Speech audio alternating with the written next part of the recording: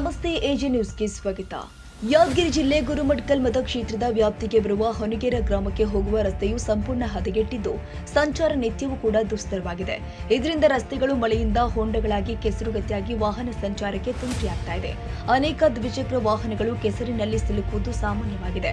ಹೊನಗೆರೆ ಗ್ರಾಮದಿಂದ ಯಾದಗಿರಿಗೆ ಬರಬೇಕು ಅಂದ್ರೆ ಸಾರ್ವಜನಿಕರ ಪರದಾಟ ಹೇಳುತ್ತಿರದಾಗಿದೆ.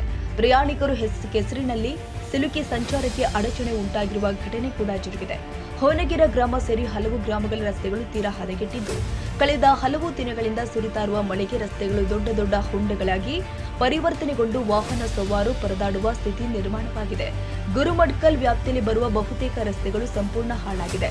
ಇದರಿಂದ ವಾಹನಗಳ ಸವಾರು ಪರದಾಡುವುದು ಸಾಮಾನ್ಯವಾಗಿದೆ.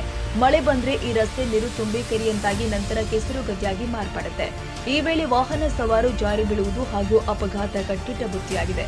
ಆದರೆ ಈ ಬಗ್ಗೆ ಸಂಬಂಧಪಟ್ಟ ಅಧಿಕಾರಿಗಳು ಹಾಗೂ ಜನಪ್ರತಿನಿಧಿಗಳು ರಸ್ತೆ ಅಭಿವೃದ್ಧಿ ಗೋಜಿಗೆ ಹೋಗ್ತಾ ಇಲ್ಲ ಎನ್ನುವುದು ಗ್ರಾಮಸ್ಥರ ದೂರಾಗಿದೆ. ಈಗಲಾದರೂ ಅಧಿಕಾರಿಗಳು ಹಾಗೂ ಜನಪ್ರತಿನಿಧಿಗಳು ಯಾವ ಕ್ರಮ ಕೈಗೊಳ್ಳುತ್ತಾರೆ ಕಾದು ನೋಡಬೇಕಾಗಿದೆ. ತಾಜಾ ಸುದ್ದಿಗಾಗಿ ಎಜೆ ನ್ಯೂಸ್ 24x7 ಗೆ ಸಬ್ಸ್ಕ್ರೈಬ್ ಮಾಡಿ ಮತ್ತು ಬೆಲ್ ಐಕಾನ್ ಒತ್ತಿ ತಪ್ಪದೇ ಲಿಂಕ್ ಶೇರ್ ಮಾಡಿ.